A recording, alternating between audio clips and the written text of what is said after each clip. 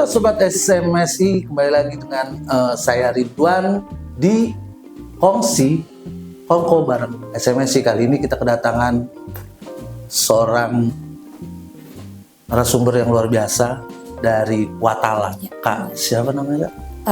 Perkenalkan, aku Elisa. Aku dari Watala. Watala adalah salah satu LSM yang ada di Bandar Lampung. Jadi langsung cerita sejarah berdirinya Watala.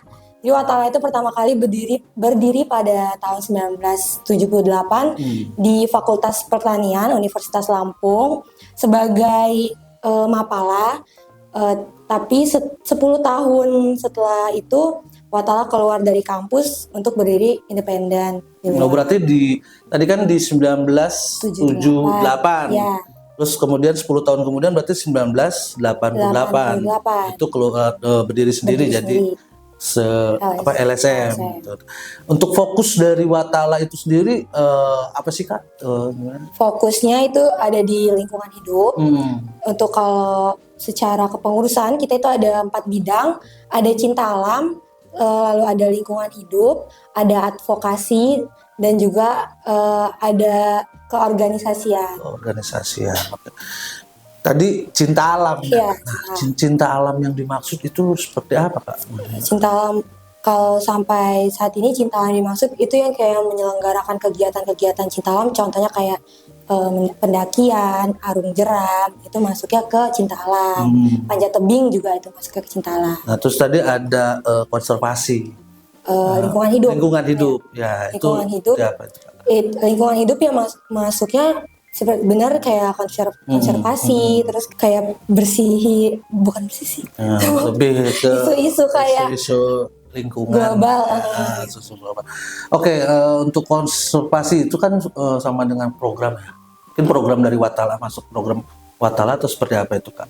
Kalau konservasi, ya. Ada salah satu bukan program ya, mungkin kita pernah ada proyek yang isinya juga tentang konservasi, itu di Bukit Barisan Selatan, itu penanganan konflik manusia dan satwanya gajah. Oh, itu kayak misalnya konfliknya itu seperti apa itu Kak?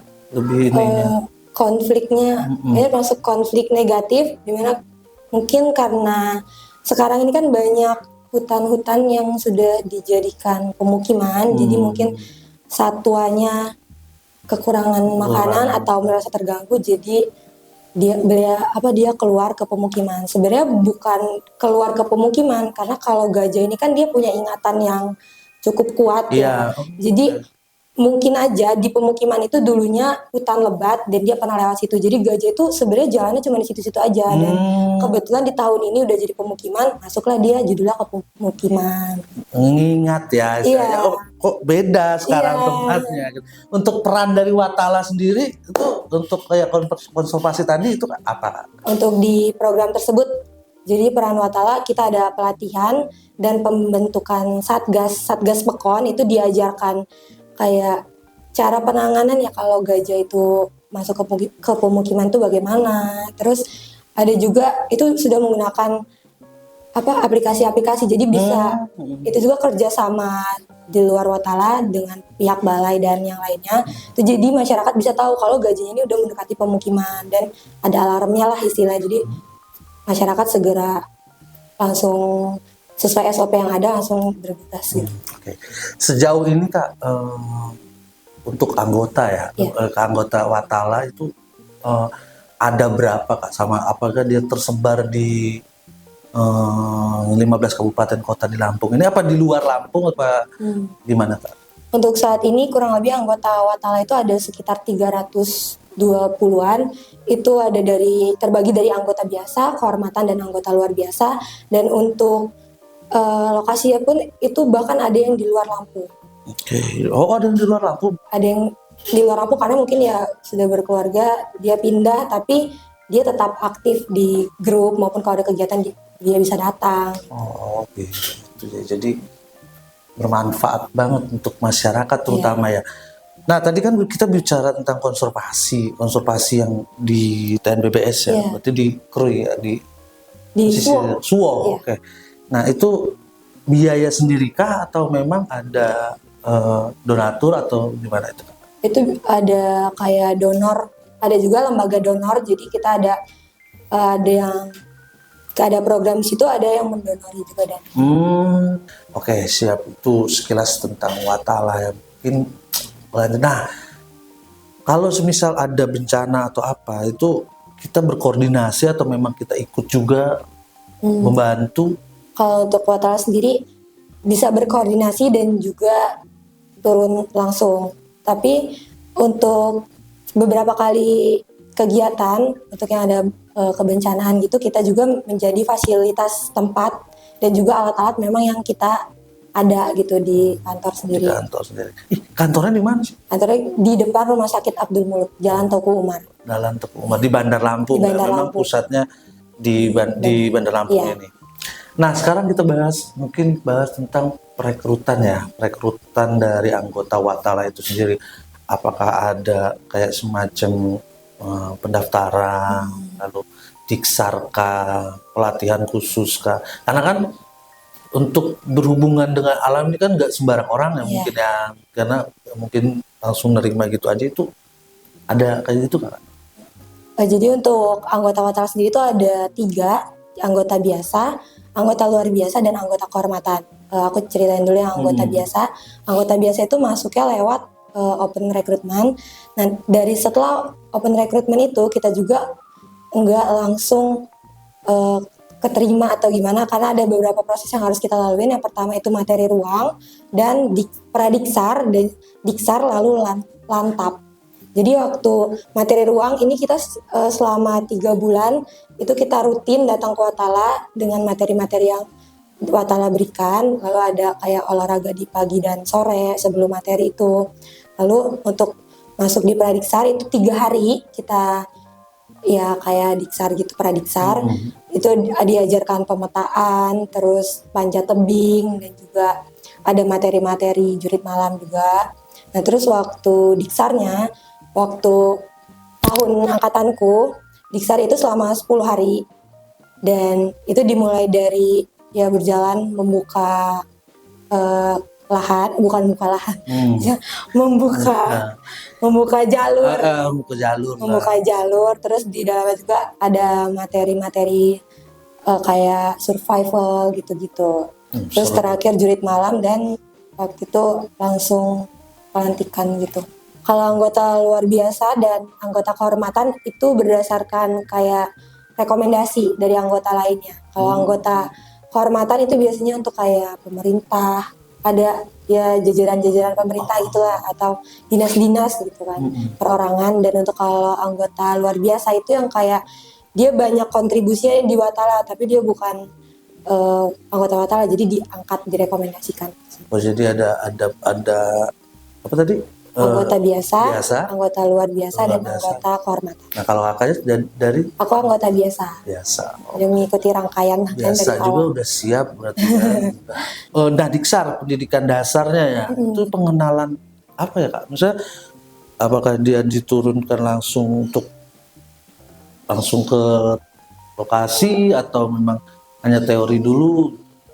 Kalau di Diksar kita langsung diturunin di lokasi, pas teori itu di Pradiksar. Rata-rata di Pradiksar itu teori, tapi kita di lapangan juga gitu sambil camping gitu kan. Kalau di Diksar itu kita dianterin nih di lokasinya, misalkan anggota angkatanku 5 ya. Jadi kita dianterin di lokasi, dan ada 2 pendamping dari anggota Watala itu sendiri yang nemenin kita jalan. Jadi jalan dari pagi sampai sore. Kalau ketemu sungai kita masuk sungai, kalau ketemu hutan ya kita masuk hutan, lembah naik turun bukit gitu kan. Terus sorenya berhenti, terus malamnya kadang kita ada materi lagi yang diberikan dari kakak Watala itu, sampai di hari terakhir, 3 hari terakhir kita survival gitu, malamnya jurit malam, baru pelantikan. Benar-benar ya harus mengerti, setelah nantinya kalau udah pelantikan baru bisa dilepas. Iya, dilantap. Nanti dilantap itu kita boleh, kan ada naik gunung juga gitu kan. Jadi kita naik gunung, ditentukan gunung mana kita naik berlima.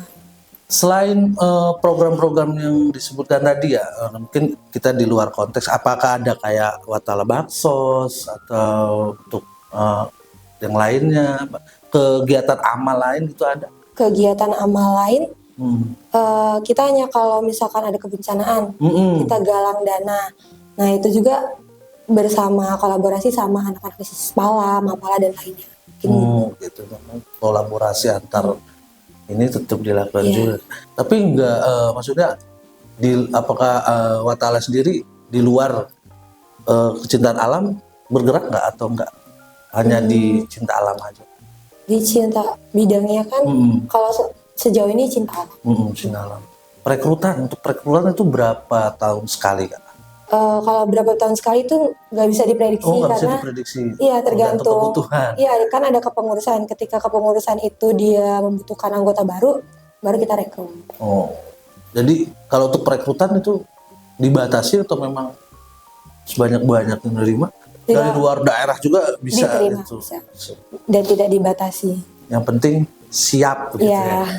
Siap. Jadi jangan takut walaupun 10 hari di lapangan nggak ada main fisik sama sekali. Karena aku anggota cewek satu-satunya. Cewek satu-satunya, keren. Cewek satu-satunya loh. Di angkatanku cewek satu-satunya.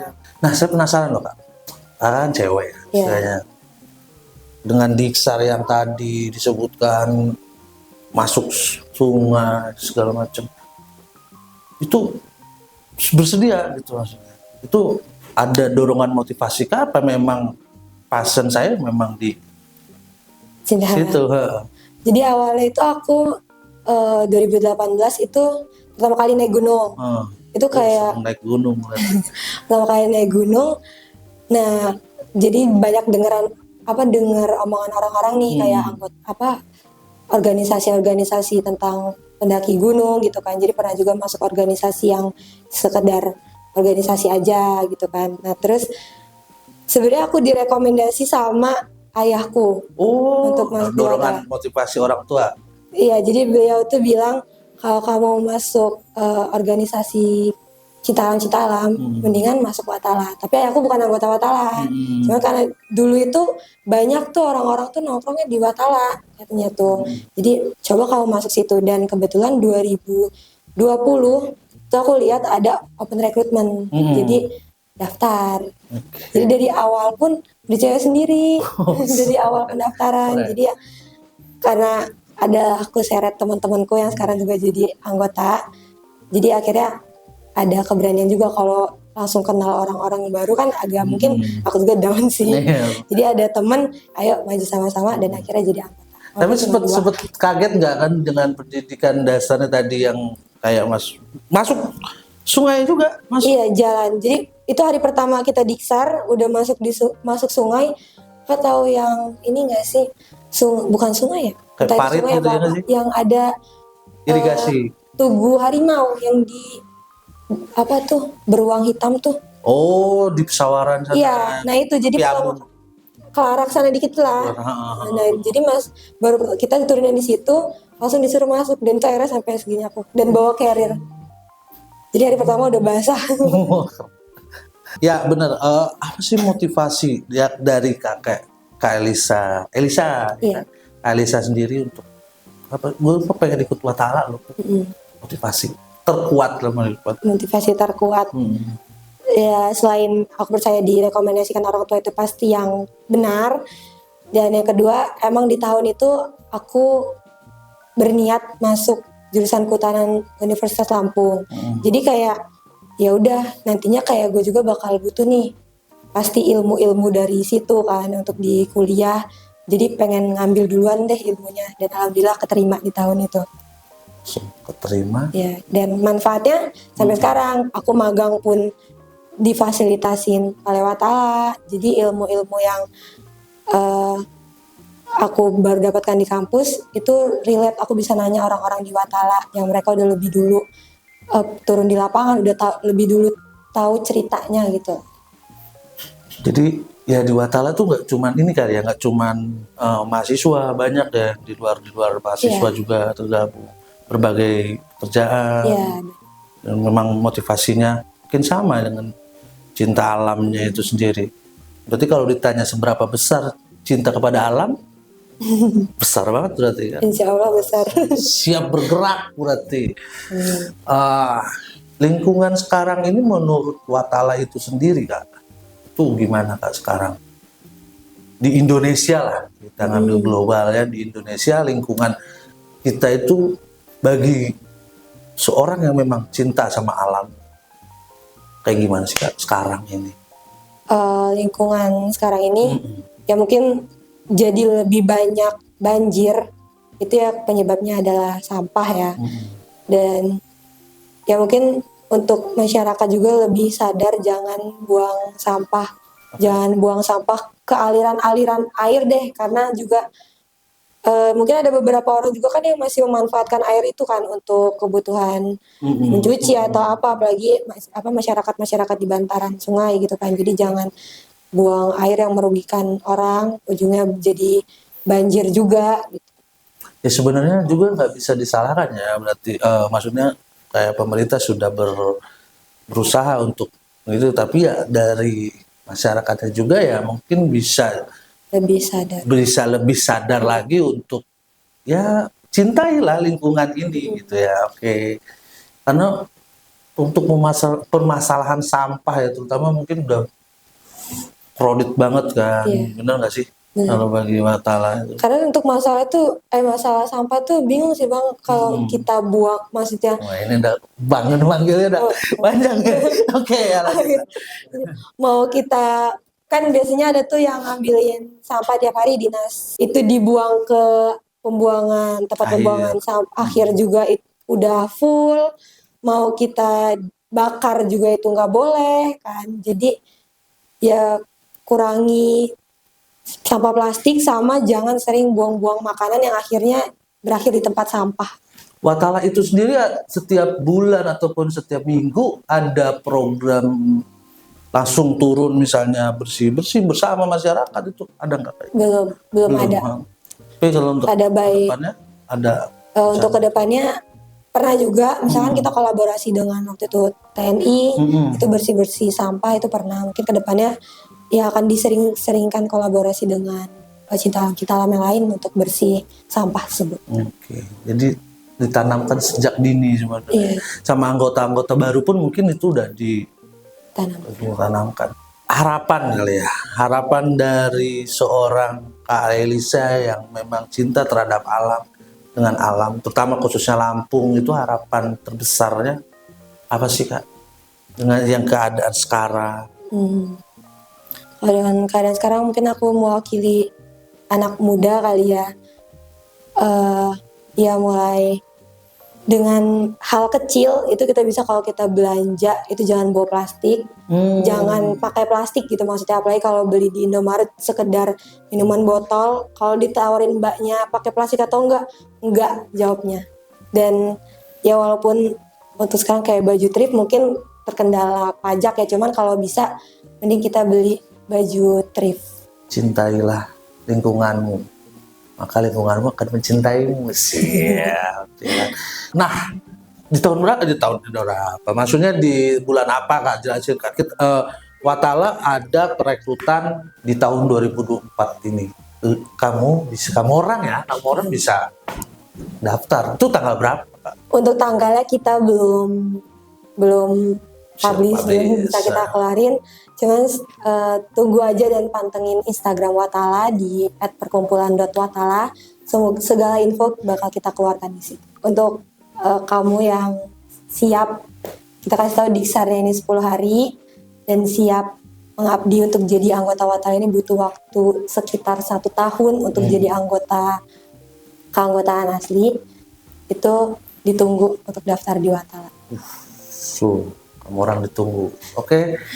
Terima kasih Kak Elisa atas waktunya, sudah menyempatkan hadir di Kongsi, kita ngobrol-ngobrol seputar alam.